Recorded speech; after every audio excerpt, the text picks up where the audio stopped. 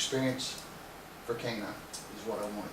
And it was difficult for me to tell people what to do or to suggest to people what to do if I hadn't walked that walk, and I was very uncomfortable with it. So I went into law enforcement, and it got into my blood a little bit, I gotta say. For the last 4 years of it, I worked strictly interdiction out there on the interstate and was able to put the technique that I'm about to explain to you into use. And what I had to know when I approached that car is the odor coming off of that car. I had to know reliably.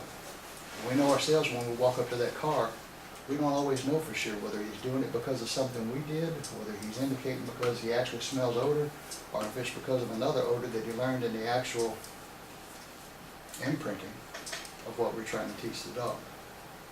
What I had to know when I got up to there is the odor coming off of that car. I couldn't take him up there, talk him into allergic. Well, it must have been there sometime, must have been there at some point, just because I wanted to get into the car. If he didn't smell it, I didn't get the indication.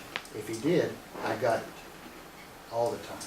Because you see, that's the only way he ever learned to do this. There is a way to do that. And I'm going to explain that to you as we get through this. But there is a way to do it that's crystal clear. But what I'm here to tell you is I've done those things. When I first learned, it was all about compulsion.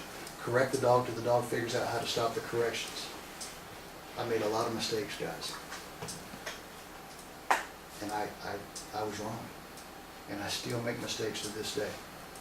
But I made a pact right after that I was going to close that mouth, open my eyes and ears, and learn the truth about what dog training was about. Learn how to communicate with them in order to effectively allow them to communicate with us. The feedback we get from them is in direct proportion to what we put into them. But the problem is we think we have to physically put it into them instead of allowing the dog to learn on his own. That's the mistake we make.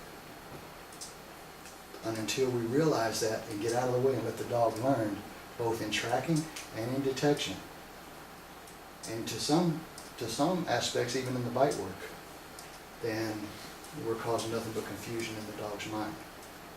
The dog falses because he learned to and because he's confused.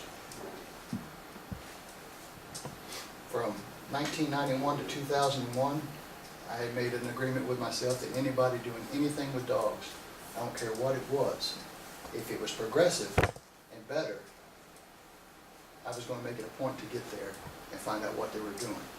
Another part of keeping that mouth closed and the eyes and ears open. So I went to every single one I could get my hands on, all of them.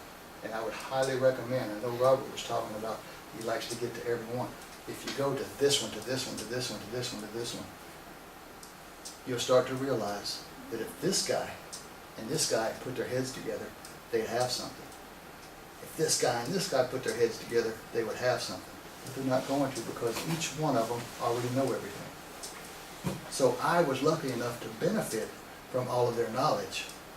And all of a sudden it clears out what is BS and what actually works. You start seeing things in obedience that relate to bite work. You start seeing things in bite work that relate to the tracking. And seeing things in tracking that relate to the detection work. And you start putting it together in your mind as to what is and what isn't. And it's much easier to understand. You in that room, this is the police canine here. Step out here right now. Step out here right now.